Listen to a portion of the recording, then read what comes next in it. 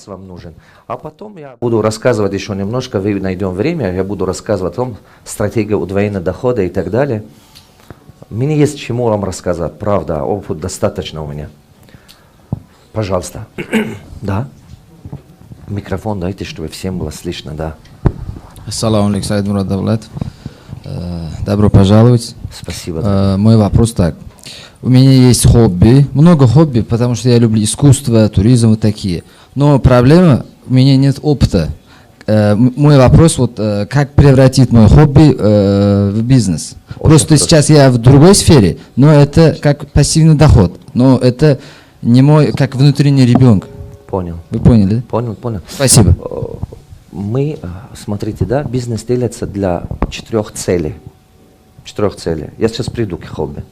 Первое, иногда бизнес делаешь для того, чтобы иметь пассивный доход, чтобы деньги, которые мы получаем, потом направить для достижения своей мечты.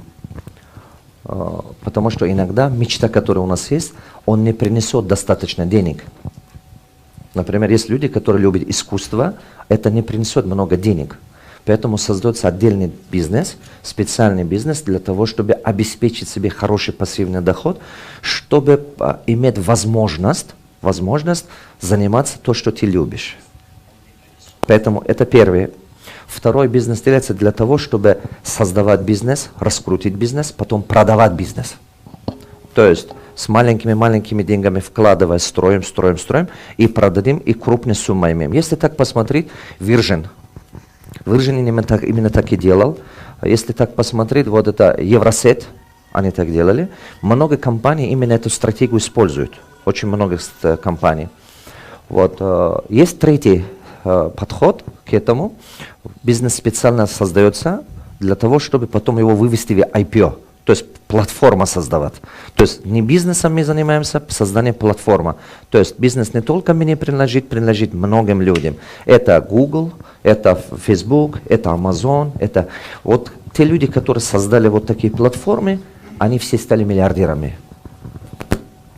Если так внимательно посмотреть, мы видим, бизнес не только тебе принадлежит, она принадлежит многим людям. То есть получается, что лучше иметь маленькую долю от большого бизнеса, чем иметь большую долю от маленькой компании. Почему? Потому что маленькая доля от большого бизнеса, она растущая, она развивается, растет и так далее. А когда из маленький бизнес 100% он твой, и 100% его проблемы твой. И, соответственно, когда только она принадлежит тебе, всего проблемы твои, и, соответственно, ограничивается рост бизнеса твоими возможностями.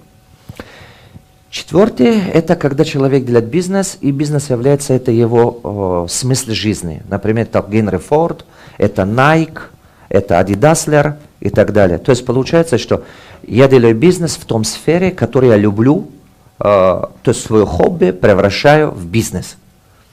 Вот так. Поэтому любое из этих направлений, которые вы выберете, это приведет вас к вашей мечте. Поэтому в данный момент, если ваше хобби в другом, вы любите заниматься, например, что-то другое, вот тут внутреннее счастье, чтобы добиться и так далее, но бизнес в другой сфере, ничего в этом плохого нет. Если там у вас хорошо получается, развивайте его, расширяйте его, постройте хороший денежный поток. Я тоже так делал. Например, само это моя душа. У меня сейчас 24 действующий бизнес, а я хочу стать миллиардером, потому что я хочу построить несколько Гейси. А Гейси построить миллиардный денег нужен. И я создал вот такую стратегию пошаговую. Я где-то 20% из свою стратегию реализовал, еще 80% мне надо строить. Это очень огромная работа еще делать, но я к нему приближаюсь год за годом, по чуть-чуть. Надо ставить, четко понимать свою цель, исходя из конца своей жизни. То есть надо начинать всегда, имея представление, конечный пункт. К какому пункту я хочу дойти. Это как самолет. Самолет из аэропорта, когда выходит, он точно должен знать конечный пункт. С такой представлением. А потом маленькими шагами приближаться каждый год. Маленькими шагами. Сразу построить-то не получается. Но маленькими шагами так. Я создал поток, денежный поток, пассивный и так далее, для того, чтобы потом капитализация поднимать. А капитализация компании, когда поднимается, соответственно, у меня появляется возможность либо создавать хороший фонд, либо создавать хорошую платформу. В течение вот это 2 года я собираюсь это делать. Потом следующий год и дальше. Пошагово. Поэтому вам нужно сейчас посмотреть, тот бизнес, если у вас хорошо получается, развивайте его, тогда у вас появится 2 момента. Либо его развивайте, оставите, чтобы он расширялся и пассивный доход давал. Потом сами, когда система там наладится, менеджмент и система наладится, все, технологии используйте, автоматизируйте. Без технологии он без вас не может работать. Хочу, чтобы уверенно были. Без технологии он не может работать. Ребят, я вам скажу одну вещь. Я был сейчас в Сингапуре, Малайзии. Я понял, почему они развиваются. Почему они развиваются? Потому что не сказать, что они умнее нас, честно скажу вам. Наш народ намного трудоголик, чем они. Наш народ намного сообразительнее, чем они. Я был удивлен, почему они так развиваются, а мы нет. И понял, это технология. Например, скажем, вы создаете команду, когда вы создаете команду, мы ищем обычно, либо чтобы кто-то был профессионал, соответственно, профессионал дает больше результат, но чаще всего таких профессионалов в Средней Азии найти очень тяжело. Если даже найдете, оно очень дорого стоит. На том уровне бизнеса тяжело такую группу создать профессионалов, тогда придется брать тех людей, которые более надежны и средне умеют делать дела. Правильно? Получается, что мы, когда нанимаем людей, которые средне сообразительные на своем уровне, они не дают тот результат, который мы хотим. В итоге мы тратим деньги, расходуем на зарплату, расходуем на маркетинг, расходуем на создание продукта или создание рынка, но в итоге результат не такой, как мы хотим и как бизнесу нужен. Мы получаем какой-то результат, но получается не так, как надо, а получается как умеем. В итоге результат так, как умеем получается, а не так, как нужен в данный момент нашему бизнесу. Если были бы профессионалы, соответственно, дал бы лучший результат. Но теперь я понял, почему Сингапур и Малайзия не развивались. Когда технологию грамотно используешь, даже кадры, которые имеют способности 20%, они дают результат точно так же, как профессионал, который имеет способность на 100%. Благодаря технологии. Технология управляет поведением этих людей. Минимизирует все человеческие факторы. Без вас ни один бизнес не будет работать, если вы технологии не используете. Могу уверенно сказать. Если не поставлены правильные бизнес-процессы, не поставлена технология, то есть не использует технология, бизнес не будет масштабироваться без вас. Это однозначно так. Но как вы это сделаете, вы на расстоянии можете управлять бизнес. Вот что хорошо.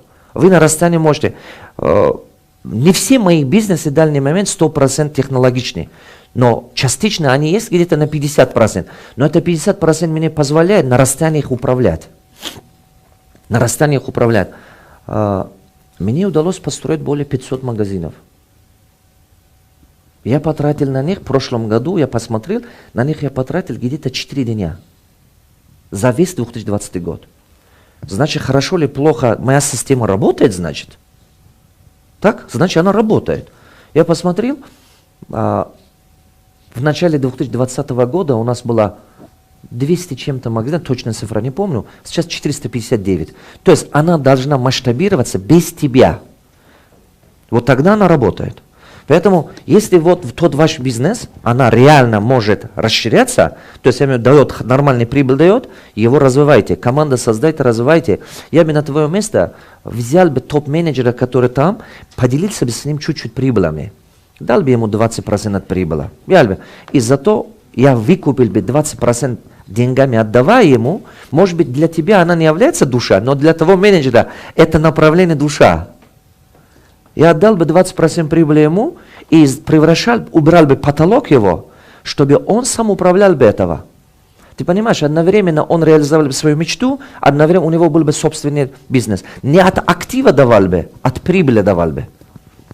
Вот от прибыли тебе 20%, сам займись, управляй, все и так далее.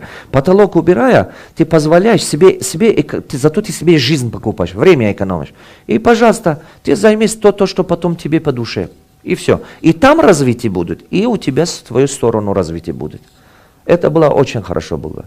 Я думаю, что с того совета, который я давал, что-то в голове появилось, еще раз акцент буду делать. Пожалуйста, используйте технологию. Пожалуйста, нам надо уйти из того подхода, как, например, в Европе и Америке, что я понял, они берут профессионалов, создают систему, а мы берем своих, чтобы лишь бы не воровали. Мы больше думаем о том, чтобы нас не обманули. Оказывается, нам не надо об этом думать. Нам лучше найти людей, которые умеют правильно внедрять технологию, использовать их.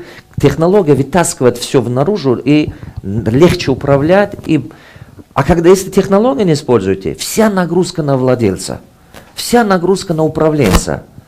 И это ужас просто. Я много ошибки делал, не знаю вас, ребята. Я очень много ошибки делал.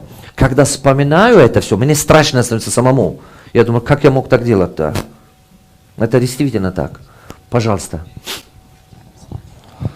А вы сейчас вот говорите про технологии, вот что именно вы имеете в виду? Например, автоматизируйте 3 важные вещи, и все будет хорошо. Если, например, автоматизируйте маркетинг, это SRM.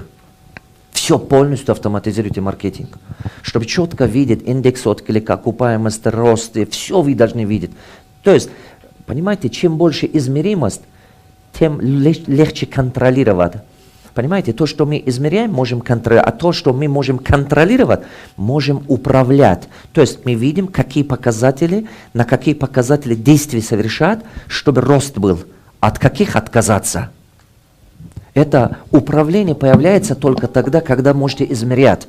Если не можете измерять, вы не можете управлять. Это невозможно управлять, потому что не видишь, все как туманно выглядит. Маркетинг полностью автоматизируйте. Бухгалтерию, финансовый отчет, склад, все полностью автоматизируйте. Это очень важно. И третье, HR автоматизируйте, персонал.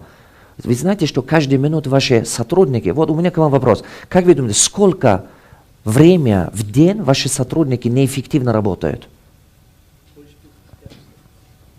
Или лучше вопрос давать наоборот. Сколько часов они нормально работают? 2 часа. А 8 часов мы платим, согласны? А когда сотрудники 10, 20 или 100 человек, или 1000 человек, это просто невыносимая потеря. Невыносимая потеря. 2 года, уже 3-й год идет, 2,5 года назад я был в Душанбе. У меня же много сейчас учеников. И меня пригласили компания Simba. Они мои ученики, там 3 человека пришли на мое годовое обучение, учились, и сам главный еще владелец, они 6 акционеров. Я проходил 1 раз так, потом объяснил, давайте это заменим, давайте это здесь технология, давайте то. В общем, 503 человека уволили. А вы скажите, пожалуйста, это колоссальная эффективность роста бизнеса, как вы думаете? Но им пришлось чуть-чуть вкладывать. Я им сказал, ребята, надо вкладывать, надо делать этого. Но они меня хорошо поняли. Они меня хорошо поняли. В течение года они полностью изменили всю концепцию бизнеса. В течение года. Но зато они стали номер 1. Они номер 1 по всему Таджикистану. И, кстати, вот они, по-моему, уже в Узбекистане тоже, уже там в Сардарьинском, недалеко от Григара, там уже они завод открыли. И в Афганистане поставляют огромными объемами. Это нормально. Это естественно. Есть моменты, когда надо измениться. Бизнесу тоже надо момент, когда надо его изменить. Его концепцию совершенствовать надо. Его стратегию. Это необходимые моменты.